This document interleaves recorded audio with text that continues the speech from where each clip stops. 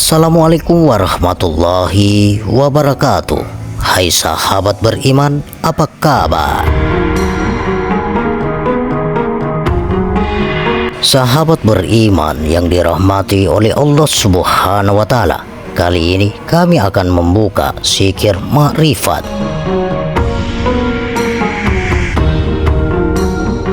Adapun zikir ma'rifat para ahli tarikat, bagaimana cara berzikir kepada Allah Subhanahu wa Ta'ala sehingga kita siap untuk bertemu dengannya?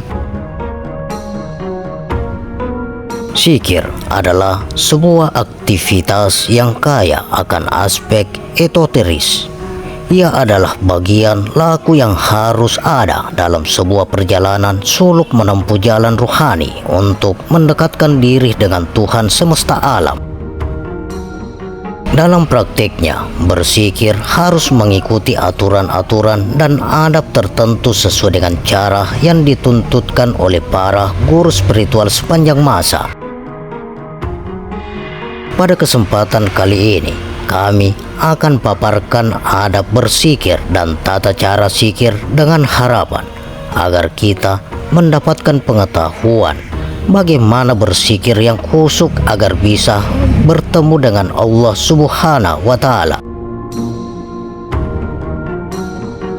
Adapun yang pertama adalah membaca lafaz La ilaha illa Allah. Tiada Tuhan selain Allah. Zikir ini disebut zikir nafi isbat. Paling tidak dibaca 100 kali setiap hari, terutama dibaca setelah sholat fardu, khususnya setelah maghrib, isya, dan setelah sholat subuh. Lafaz illah Allah ini disebut isbat, yang artinya pengecualian atas segala sesembahan kecuali hanya Allah Subhanahu wa Ta'ala. Yang kedua, membaca lafaz Allahu. Zikir ini disebut ismu al-asma, dibaca sebanyak 33 kali sehabis sholat fardu, terutama setelah sholat isya. Yang ketiga, membaca lafaz zikir huwa Allah. Zikir inilah yang disebut sebagai zikir gaib al-ismi. Zikir ini dibaca setiap hari sebanyak 33 kali setelah sholat fardu, terutama setelah sholat isya. Yang keempat, membaca zikir huwa. Zikir ini disebut sebagai zikir gaib al-gaib. Zikir ini dibaca sebanyak 34 kali setelah sholat fardu, sehingga jumlahnya total item 2, 3, 4 sebanyak 100 kali. Adapun gerakan dalam melafazkan zikir nafi isbat tersebut haruslah mengikuti aturan sebagai berikut. Yang pertama, ketika membaca lafaz la, maka dengan gerakan kepala, lafaz la tersebut dimulai dari bahu kiri menuju ke bawah ke arah perut, kemudian diputarkan mengelilingi tali pusat, lalu diteruskan ke arah atas menuju bahu kanan. Yang kedua, pada waktu berada di bahu kanan, itulah lafaz ilaha diucapkan sambil kepalanya dimiringkan ke arah belikat kanannya. Yang ketiga, sambil kepala ditekankan ke arah hati sanubarinya, lafaz ilah Allah diucapkan dengan penekanan pada sudut kiri bawah dada. Ada 3 tahap adab berzikir. Yang pertama, ada 5 perkara sebelum berzikir. Kedua, 12 perkara pada saat mengerjakan zikir. Dan yang ketiga, ada 3 perkara setelah berzikir. 5 perkara yang harus dilakukan sebelum berzikir adalah sebagai berikut. Yang pertama, bertaubat kepada Allah Subhanahu wa Ta'ala. Yang kedua, mandi atau mengambil air wudhu. Yang ketiga, diam sambil mengkonsentrasikan diri pada zikir dengan mengikhlaskan hati sebelum berzikir. 4. Hati meminta tolong atau bertawassul kepada para wali-wali Allah. 5. Hatinya meminta tolong atau bertawassul kepada Nabi Muhammad sallallahu alaihi wasallam. Sedangkan 12 perkara saat berzikir adalah sebagai berikut. Pertama, duduklah bersila di tempat yang suci. Kedua, meletakkan kedua tangan di atas kedua paha. Ketiga, membuat bau harum di tempat zikir. Keempat, memakai pakaian yang halal dan pakai wangi-wangian. Kelima, pilih tempat yang tenang dan sunyi. Keenam, pejamkan mata. Ketujuh, bayangkan wajah wali Allah di antara kedua mata, agak maju ke depan. Delapan, tetap istiqomah, baik dalam keadaan ada orang maupun sepi. 9. Tulus ikhlas hatinya saat berzikir. 10. Zikir utama adalah La ilaha illa Allah. 11. Berusaha menghadirkan Allah subhanahu wa ta'ala dalam setiap mengucapkan zikir La ilaha illa Allah. 12. Meniadakan wujud lain selain Allah. Sedangkan 3 macam adab lainnya setelah selesai berzikir adalah sebagai berikut. Pertama, diam sejenak sesaat setelah usai melakukan zikir dan tetap diam di tempat. Kedua, mengatur dan mengembalikan nafas seperti semula. 3. Menahan diri untuk minum air. Sangat dianjurkan untuk melakukan pemutihan diri dari semua amalan negatif sebelum menjalankan ritual zikir. Caranya adalah menjalankan puasa selama 7 hari. Usai menjalankan puasa, baru kemudian menjalankan amalan zikir rutin. Bagi para pejalan spiritual yang ingin lebih mendalami laku seluknya, maka disarankan untuk melakukan zikir dengan cara 1. Bertapa atau uslah. Ini adalah syarat agar laku suluk kita semakin bagus. Uslah adalah mengasingkan diri untuk sementara waktu dari keramaian dan dari pergaulan sehari-hari. Ini bisa dilakukan oleh murid-murid tarekat di masa silam. Bila Anda berkesempatan untuk uslah, silakan pergi ke gunung atau hutan dan carilah sebuah gua.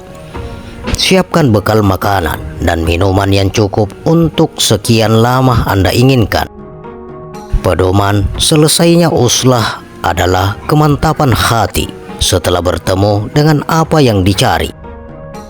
Namun kini, uslah dianggap terlalu berat sehingga sebagai penggantinya adalah menjauhkan diri dari segala bentuk perbuatan maksiat dan terlarang syariat. Yang kedua, mengabdi. Mengabdi pada sang guru selama berbulan-bulan atau mungkin juga hingga bertahun-tahun. Dalam konteks sekarang, cukup kita mengabdi kepada instruksi-instruksi yang diyakini benar dan tawadhu atau merendahkan diri untuk tidak mengaku dirinya paling benar dibandingkan diri yang lain. Yang ketiga, amal sedekah. Mengadakan amal sedekah dan infak sesuai dengan kemampuan. Ini sebuah bentuk pengorbanan dan kerelaan melepaskan apa yang dimiliki, karena sesungguhnya kita hakikatnya tiada memiliki apa-apa, hanya Dia yang maha memiliki. Dalam keadaan bersih lahir batin dan untuk sementara mengosongkan diri dari pengaruh duniawi, itulah kita menghadap Sang Khalik yang Maha Suci.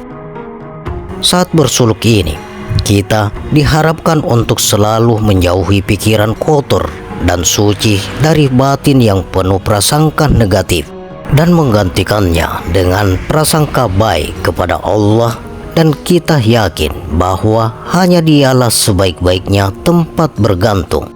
Hasbunallah wa ni'mal wakil, ni'mal maulana wa ni'mal nasir. Cukuplah Allah sebagai tempat bersandar bagi kami, dan Dia tempat memohon pertolongan manusia. Apa yang akan terjadi bila kita sudah melengkapi laku suluk mulai zikir dan uslah secara lengkap? Silakan ditunggu kejadian-kejadian gaib di luar biasanya yang akan merubah hidup Anda selamanya. Allah yang Maha Tinggi menunjukkan jalan kepada para pencari supaya mengingatnya.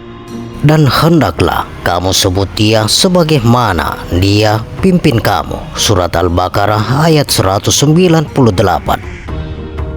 Ini bermakna penciptaan kamu telah membawa kamu ke peringkat kesadaran dan keyakinan yang tertentu dan kamu harus boleh mengingatnya menurut kadar keupayaan tersebut.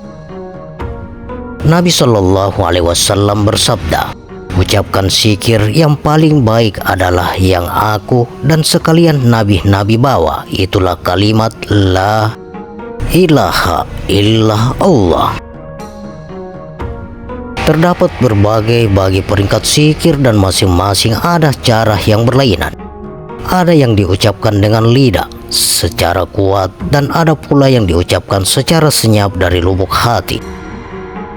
Pada peringkat permulaan seseorang perlu menyebutkan ucapan zikirnya dengan lidahnya secara berbunyi. Kemudian peringkat demi peringkat zikir mengalir ke dalam diri, turun kepada hati, naik kepada roh, dan seterusnya pergi semakin jauh, yaitu kepada bahagian rahasia-rahasia.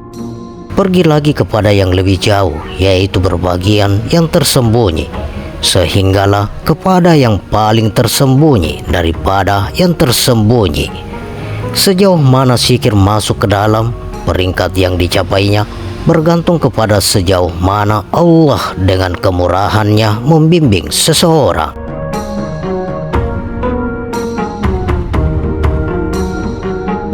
Demikian sahabat zikir makrifat. Bagaimana pendapat Anda? Silakan share pendapat menarik Anda pada kolom komentar. Semoga video ini bermanfaat dan bisa menambah keimanan dan ketakwaan kita kepada Allah Subhanahu wa Ta'ala, dan tentunya kita semakin cinta kepada Rasulullah Sallallahu Alaihi Wasallam. Terima kasih untuk sahabat-sahabatku yang telah menonton video ini. Sampai berjumpa kembali di video berikutnya. Wassalamualaikum warahmatullahi wabarakatuh.